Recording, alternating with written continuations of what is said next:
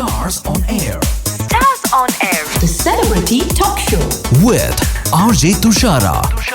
Radio Malayalam 98.6 ഇത് stars on എയറിന്റെ ടൈമാണ്. With me R J Tushara. ഇന്ന് കൂടെ ജോയിൻ ചെയ്തിരിക്കുന്നത് the very own Sangeeth Prathap ആണ്. Welcome to stars on air. Thank you so much.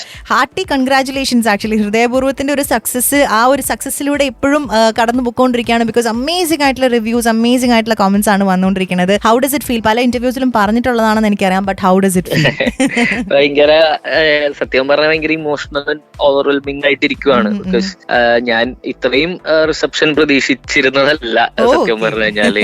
ഒരു ചെറിയ ഫീൽ ഗുഡ് പടം, ഒരു ഓണം ആയതുകൊണ്ട് ഒരു ഫാമിലിയൊക്കെ ആക്സെപ്റ്റ് ചെയ്യും, ഇഷ്ടപ്പെടും എന്ന് വിചാരിച്ചെടുത്തുനിന്ന് ഒരുപാട് ആളുകള് പ്രായമൊന്നും നോക്കാണ്ട് എല്ലാവർക്കും ഇഷ്ടപ്പെടുന്നു, കോമഡി എൻജോയ് ചെയ്യുന്നു, തിയേറ്ററിലെ ചിരിയും കയ്യടിയൊക്കെ കാണുമ്പോ ഭയങ്കര സന്തോഷമുണ്ട്.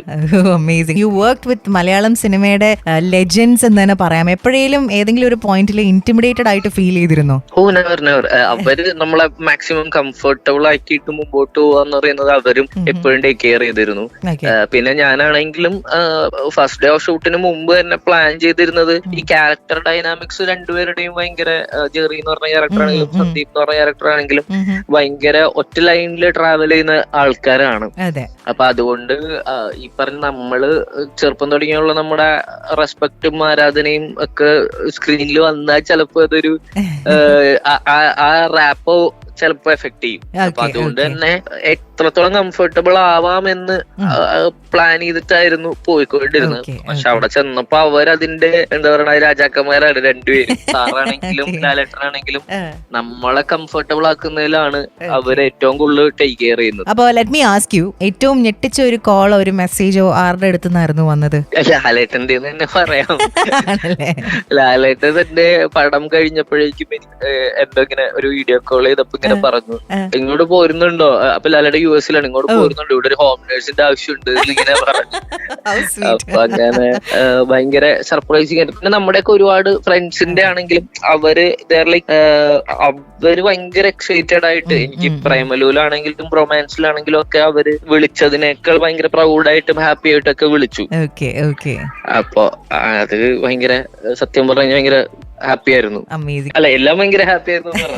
ഈവൻ കഴിഞ്ഞ ദിവസം ഞാൻ കണ്ടു നസ്ലിനും ഒരു പോസ്റ്റ് ഒക്കെ ഷെയർ ചെയ്തിട്ടുണ്ടായിരുന്നു. നസ്ലിന്റെയും ഈ പറഞ്ഞ പോലെ പടം വളരെ ഹിറ്റ് ആയിട്ട് ഇറങ്ങി നിൽക്കുന്ന ഒരു ടൈമും കൂടിയാണ്. So it felt very nice. നമുക്ക് ആസ് ഓഡിയൻസ് കാണുമ്പോൾ, അല്ലെങ്കിൽ നിങ്ങളുടെ രണ്ടുപേരുടെയും ഫാൻസ് ആയിട്ട് നമ്മൾ കാണുന്ന സമയത്ത് വി ഫീൽ വെരി ഹാപ്പി. ആ ഒരു ഫ്രണ്ട്ഷിപ്പിനെ കുറിച്ചും കൂടെ ഒന്ന് സംസാരിച്ചു പോവാം, നിങ്ങൾ തമ്മിലുള്ള ആ ഒരു ഫ്രണ്ട്ഷിപ്പ്. ഞങ്ങൾക്ക് ആക്ച്വലി ഞങ്ങൾ റിലീസിന്റെ തലേ ദിവസം വരെ ഇങ്ങനെ തമാശക്ക് വിളിച്ചു പറയുമായിരുന്നു, ഇത് രണ്ടും വർക്കാവോ അതോ രണ്ടും പാളുവോ അതോ ഒന്ന് വർക്കായി ഒന്ന് പാളുവോ എന്നിങ്ങനെ ഞങ്ങളെപ്പോഴും ഇങ്ങനെ സംസാരിച്ചോണ്ടിരിക്കുവായിരുന്നു. ബിഫോർ റിലീസ് തലേദിവസം വരെ നമ്മൾ ടെൻഷനിലായിരുന്നു. പക്ഷെ ഇത് വൺസ് ഇത് വർക്ക് ആയി കഴിഞ്ഞതോടുകൂടി പിന്നെ നമ്മള് അങ്ങോട്ടും ഇങ്ങോട്ടും വിളിച്ച് ഭയങ്കര ഹാപ്പി ആയിരുന്നു. ഫസ്റ്റ് ഷോ കഴിഞ്ഞപ്പോ തന്നെ ഞാൻ വിളിച്ചിട്ടുണ്ടായിരുന്നു അവനെ. അപ്പൊ ഞാൻ ലോക കണ്ടിട്ടുണ്ടായില്ല. പിന്നെ ലോക കണ്ടിട്ടും ഒക്കെ ഭയങ്കര പ്രൗഡായിരുന്നു. അവനും പടത്തിന്റെ ഭയങ്കര പടത്തിലെ ഏറ്റവും എന്റർടൈനിങ് വാല്യൂ ഉള്ള ഒരു ആളാണ് അവന് ആ സിനിമയില്. അപ്പൊ അത് ഭയങ്കര ഹാപ്പി ആയിരുന്നു. ഈ ജെറി എന്ന കഥാപാത്രത്തിന്റെ പോലെ റിയൽ ലൈഫിൽ എന്തെങ്കിലും സിമിലർ ക്യാരക്ടേഴ്സോ ഫീച്ചേഴ്സോ ഉണ്ടോ സംഗീത്തിന്?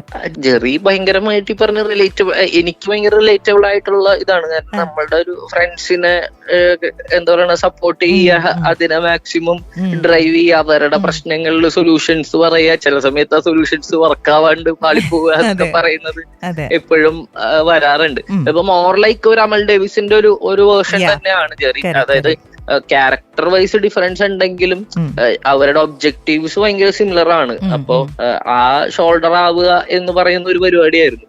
അത് ഭയങ്കര ഞാനും ലൈഫിൽ അങ്ങനെ കുറെ കടന്നുപോണ്ടി വന്നിട്ടുണ്ട് അങ്ങനത്തെ സിറ്റുവേഷൻസ്. അപ്പൊ അങ്ങനെ ചോദിച്ചോട്ടെ, സംഗീതത്തിന്റെ ലൈഫിലെ ജെറി ശരിക്കും ആരാണ്? അയ്യോ, അങ്ങനെ ഒരാളുടെ പേര് പറഞ്ഞു കഴിഞ്ഞാൽ പിന്നെ ജീവിക്കാൻ പറ്റില്ല. ഇപ്പൊ സിനിമയിൽ തന്നെ ഉള്ളവര് ഇപ്പൊ ഭയങ്കര ലൈഫില് ഭയങ്കര ക്ലോസ് ആയിട്ടുള്ള ആൾക്കാരാണ്. ലൈഫിൽ ഒരു ജെറി ആയിട്ടുള്ളവര് കുറെ പേരുണ്ട്. ഇപ്പോ മമിത ആണെങ്കിലും നിസ്ലിൻ ആണെങ്കിലും മാത്യു ആണെങ്കിലും പിന്നെ എന്റെ അടുത്ത പടം ഡയറക്ട് ചെയ്യുന്ന ഡിനോയ് ചേട്ടനുണ്ട്. ഡിനോയ് ചേട്ടൻ ഭയങ്കര എപ്പോഴും ലൈഫിൽ കൂടെ ഉള്ള ഒരാളാണ്. നമ്മുടെ പ്രശ്നങ്ങളാണെങ്കിലും പുള്ളിയുടെ പ്രശ്നങ്ങൾ നമ്മൾ തിരിച്ചാണെങ്കിലും ഒക്കെ എപ്പോഴും കൂടെ ഉള്ള ഇവരുടെയൊക്കെ നമ്മളൊക്കെ അങ്ങോട്ടും ഇങ്ങോട്ടും കുറെ ഇൻസെക്യൂരിറ്റീസ് ഷെയർ ചെയ്യും, അതിന് ഒരു ഷോൾഡർ ആയിട്ട് നിൽക്കുകയും ചെയ്യാറുള്ള ആൾക്കാരാണ്. പിന്നെ ഇതൊന്നും അല്ലാതെ പേഴ്സണൽ ഫ്രണ്ട്സ് ഉണ്ട് കുറെ പേര്. അവരും ഒരാളുടെ മാത്രം പേര് പറഞ്ഞ നേരത്തെ പറഞ്ഞ ലാലേട്ടൻ പറഞ്ഞ ശരിക്കും യുഎസിന് പോകേണ്ട വന്നേനെ ഇപ്പൊ.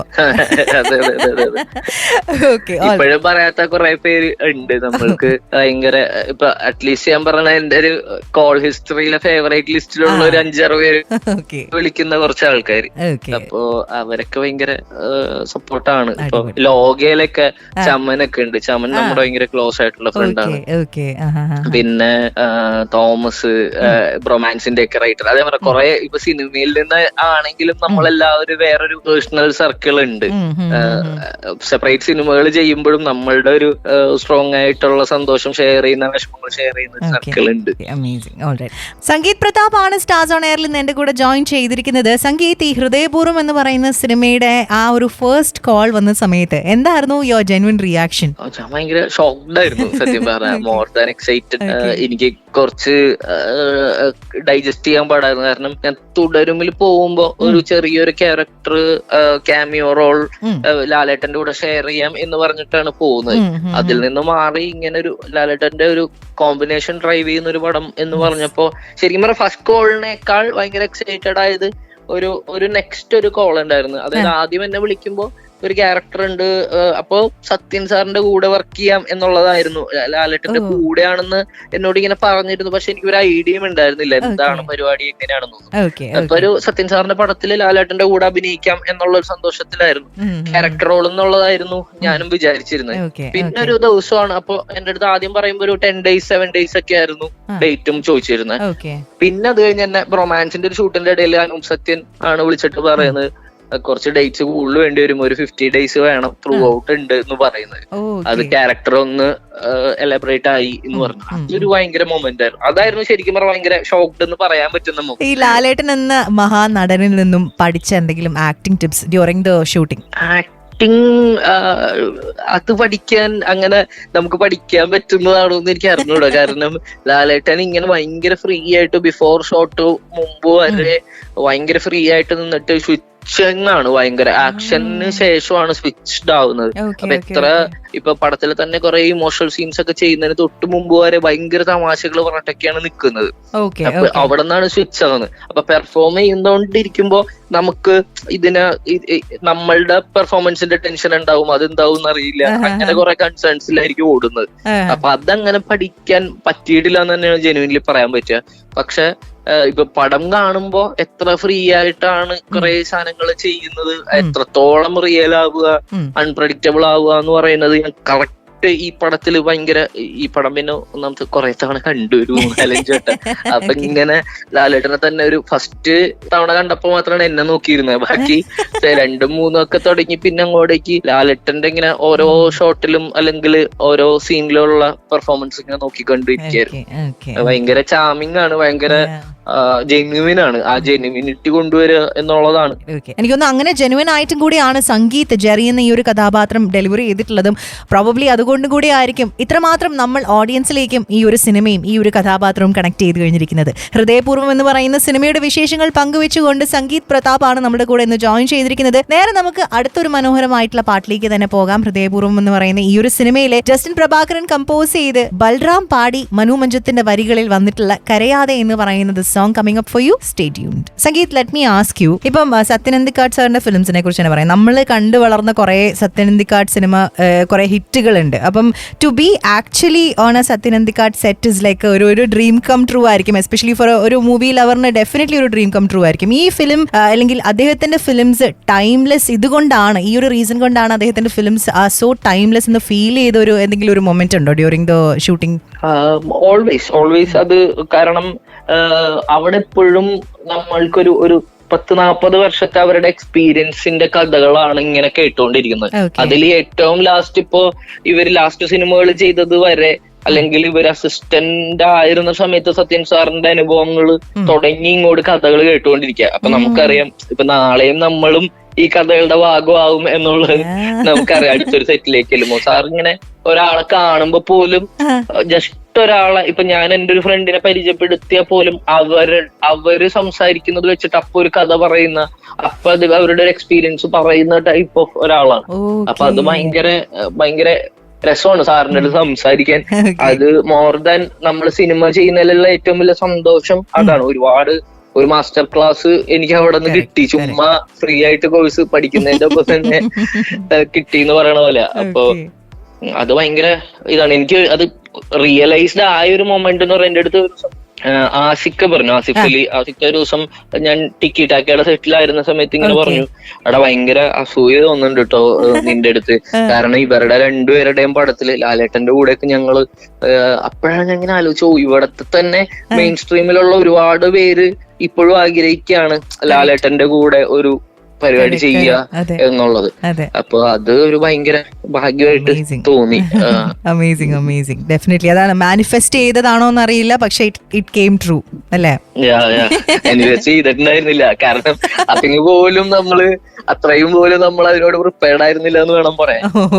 ബട്ട് ഐ മീൻ ലൈക്ക് ഞങ്ങളും ഈ പറഞ്ഞ പോലെ തിയേറ്ററിൽ പോയി കണ്ട സമയത്ത് ഭയങ്കരമായിട്ട് എൻജോയ് ചെയ്തു. ബിക്കോസ് ഈ പറഞ്ഞ പോലെ ഒരു ഫുൾ എന്റർടൈനർ എല്ലാ രീതിയിലും. ഇപ്പോൾ ജെറിയുടെ ക്യാരക്ടർ ആണെങ്കിലും there so many moments way you could laugh, U felt ഭയങ്കര ഒരു ഹാർട്ട് ഫെൽറ്റ് മൊമെന്റ്സ്. അങ്ങനെ താങ്ക് യു ഓൾസോ. എനിക്ക് തോന്നുന്നു അങ്ങനത്തെ ഒരു ക്യാരക്ടറും അങ്ങനെ ഒരു സിനിമയും നമുക്ക് സമ്മാനിച്ചതിന്. ഇനി ഒരു ഹൈപ്പോത്തറ്റിക്കൽ സിറ്റുവേഷനിൽ ലെറ്റ് മീ ആസ്ക് യു, ഒരു പാരലൽ യൂണിവേഴ്സിൽ ജെറിയും അമൽ ഡേവിസും കൂടെ ഒരു ചായ കുടിക്കാനായിട്ട് ഒരു കഫേയിൽ പോവുകയാണെങ്കിൽ what would their conversation be like? Nice question. Actually അവർക്ക് പ്രശ്നങ്ങളായിരിക്കും ഷെയർ ചെയ്യാനുണ്ടാവുക തോന്നുന്നത്. അവരുടെ ഫ്രണ്ട്സിന്റെ അവരിപ്പോ ഹാൻഡിൽ ചെയ്തുകൊണ്ടിരിക്കുന്ന പ്രശ്നങ്ങൾ എങ്ങനെ സോർട്ട് ചെയ്യാന്ന് അങ്ങോട്ടും കൂടെ ചോദിക്കായിരിക്കും. കാരണം രണ്ടുപേർക്കും ചെയ്യാനുള്ളത് ഏകദേശം സിമിലർ കാര്യങ്ങളാണെന്ന് പറയുന്നത്. Okay, so they will have a lot to talk about. നേരത്തെ പറഞ്ഞ പോലെ രണ്ടും ഏകദേശം ഒരുപോലത്തെ രണ്ട് ഏജിലുള്ള ആൾക്കാരുടെ പ്രശ്നങ്ങള് രണ്ടുപേരും ഹാൻഡിൽ ചെയ്തുകൊണ്ടിരിക്കുന്നു. എന്താ പ്രശ്നം വളരെ സിമിലർ ആണെന്ന് പറയുന്നത്. അതെ കറക്റ്റ് അടിപൊളി. ഓക്കെ, ആൻഡ് ഇതുപോലെ സന്ദീപ് ജെറി എന്ന ഈ ഒരു കോംബോ പോലെ നേരത്തെ പറഞ്ഞ പോലെ മാനിഫെസ്റ്റ് ചെയ്തില്ല, പക്ഷെ ഇനി തൊട്ട് മാനിഫെസ്റ്റ് ചെയ്ത് തുടങ്ങാം. മാനിഫെസ്റ്റ് ചെയ്യുന്ന മറ്റൊരു കോമ്പിനേഷൻ ഉണ്ടോ? ഉറപ്പായിട്ടും. എനിക്ക് ഒരുപാട് ഇപ്പൊ നമ്മളുടെ എല്ലാവരും ഇപ്പൊ രാജുവേട്ടനാണെങ്കിലും മമ്മൂക്കയാണെങ്കിലും അല്ലെങ്കിൽ എല്ലാവരുടെയും കൂടെ നല്ല നല്ല ക്യാരക്ടേഴ്സ് ചെയ്യണം. ടോവിച്ചേട്ടന്റെ കൂടെ ചെയ്യണം എന്ന് ആഗ്രഹമുണ്ട്. ഞാൻ ആസിക്കയുടെ കൂടെ അഭിനയിച്ചു. ബാക്കി കുറെ ആളുകൾ, ഞാനത് ഈ പേര് ചോദിക്കുന്നത് ഭയങ്കര പ്രശ്നം. നമുക്ക് പെട്ടെന്ന് ക്വസ്റ്റ്യനിൽ കട്ടായി പോയിട്ട് ആളുകളുടെ പേര് മറന്നു പോകും. എനിക്കിപ്പോ ബേസിലേട്ടന്റെ കൂടെ ചെയ്യണം എന്ന് ഭയങ്കര ആഗ്രഹമുണ്ട്. അതേപോലെ തന്നെ മെയിൻലി എനിക്ക് ആക്ടേഴ്സിന്റെ ഒപ്പം തന്നെ അല്ലെങ്കിൽ ആക്ടേഴ്സിനേക്കാൾ ആഗ്രഹമുള്ളത് ഡയറക്ടേഴ്സിന്റെ മൂവീസ് ആണ്. പല മെയിൻ സ്ട്രീം അല്ലെങ്കിൽ നമ്മള് ഏജന്റായിട്ട് നമ്മള് ആരാധിക്കുന്ന കുറെ ഡയറക്ടേഴ്സിന്റെ പടങ്ങളുടെ അഭിനയിക്കണം എന്നുള്ള ഭയങ്കര ആഗ്രഹമാണ് എനിക്ക്. അതാണ് കുറച്ചും കൂടി സത്യം പറഞ്ഞ മാനിഫെസ്റ്റ് ചെയ്യുന്നത് എന്താന്ന് ചോദിച്ചാൽ ഞാൻ അതായിരിക്കും. ബാക്കിയെല്ലാം നമ്മൾ ഇങ്ങനെ ആഗ്രഹങ്ങളായിട്ട് ഇങ്ങനെ കിടക്കേണ്ടത് ചോദിച്ചപ്പോ ഓർക്കുന്ന ആഗ്രഹങ്ങൾ മാത്രം. ഇങ്ങനെ കോൺസ്റ്റന്റ്ലി നമ്മൾ ഡ്രൈവ് ചെയ്യുന്ന ഒരു മാനിഫെസ്റ്റേഷൻ ആണ് ഡയറക്ടേഴ്സിന്റെ കാര്യത്തിൽ. ആ മാനിഫെസ്റ്റേഷൻ എത്രയും പെട്ടെന്ന് ട്രൂ ആയിട്ട് വരട്ടെ എന്നും നമ്മൾ ആഗ്രഹിക്കുകയാണ്. മാത്രമല്ല നമുക്കും ഇതുപോലെ നല്ല മനോഹരമായിട്ടുള്ള കഥാപാത്രങ്ങൾ താങ്കൾ അഭിനയിച്ചു കാണാനും ആഗ്രഹമുണ്ട്. സംഗീത്, ഇപ്പോൾ ഹൃദയപൂർവ്വത്തിന്റെ സക്സസ് ഒരു സൈഡിൽ കൂടെ റൺ ചെയ്യുന്നു. അത് കൂടാണ്ട് കറന്റ്ലി വർക്ക് ചെയ്തുകൊണ്ടിരിക്കുന്ന മറ്റ് പ്രോജക്റ്റുകളെ കുറിച്ചും കൂടെ ഒന്ന് സംസാരിച്ചു പോയാലോ? ഇനിയിപ്പോ റിലീസ് ആവാനുള്ളത് ബേബി ഗേൾ എന്ന് പറഞ്ഞിട്ടൊരു പടമാണ്. അത് അഗൈൻ ഞാൻ നേരത്തെ പറഞ്ഞ പോലെ നിവിൻ ചേട്ടന്റെ കൂടെ ഞാൻ ഭാവിച്ചു ഇനിയും ഒരു പടവും കൂടി വരാനുണ്ട്.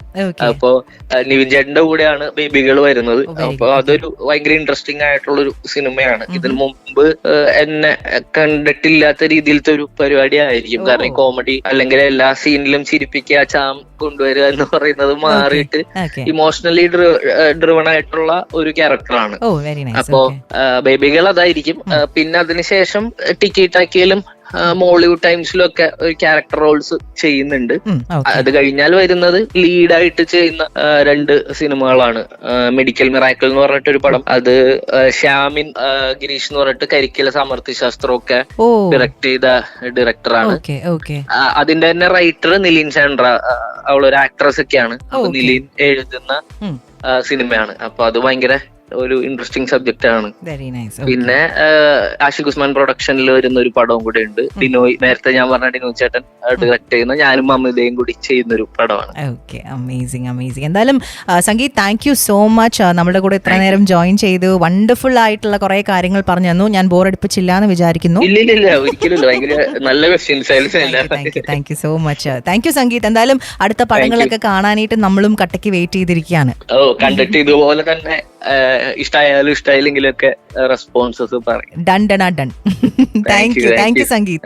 അപ്പൊ എന്തായാലും സംഗീത് പ്രതാപ് ആയിരുന്നു നമ്മുടെ കൂടെ ഇത്ര നേരം സ്റ്റാർസ് ഓൺ എയറിൽ ജോയിൻ ചെയ്തിട്ടുണ്ടായിരുന്നത്. ഹൃദയപൂർവ്വം എന്ന സിനിമയുടെ കുറേയധികം വിശേഷങ്ങളൊക്കെ പങ്കുവെച്ചുകൊണ്ട് ഇനി അടുത്ത ആഴ്ച ഇതുപോലെ മറ്റൊരു സെലിബ്രിറ്റിയും നിരവധി വിശേഷങ്ങളും പാട്ടുകളും ഒക്കെ ആയിട്ട് നമുക്ക് കേട്ടുമുട്ടാം. Till then, stay happy, stay awesome, stay positive and stay tune to radio Malayalam 98.6, Qatar's #1 radio station.